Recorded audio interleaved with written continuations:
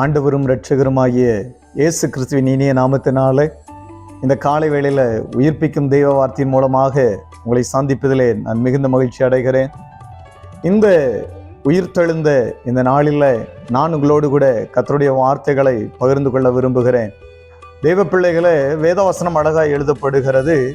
Magdalene மரியாள் வாரத்தின் முதலாவது நாள் அதிகாலையில் எழுந்து இயேசுவை பார்க்கும்படியாக, இயேசுவினுடைய சரீரத்தை பார்க்கும்படியாக, அந்த சரீரத்தின் மேலே வாசனை திரவியங்களை போடும்படியாக மகதலேனா மரியாள் இயேசுவினுடைய கல்லறை பார்க்கும்படியாய் கடந்து போனார்கள். ஆனால் வேதம் சொல்லுகிறது, அந்த வாரத்தின் முதலாவது நாள் அதிகாலை நேரத்தில் நானும் நீங்களும் ஆராதிக்கிற நம்முடைய கர்த்தராகிய இயேசு கிறிஸ்து அவர் உயிர் தெழுந்தார் என்று வேதம் சொல்லுகிறது.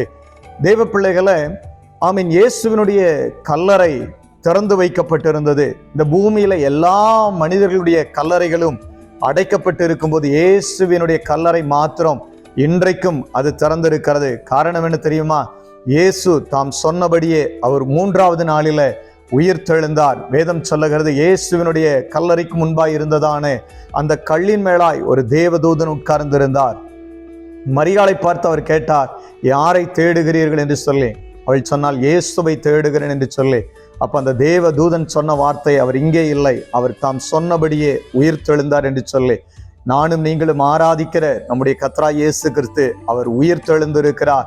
இந்த நாளில உயிர் தெழுந்த ஜீவனுள்ள தேவனாய கர்த்தரை நம்முடைய ஜீவிதத்துல ஆராதிப்போம்.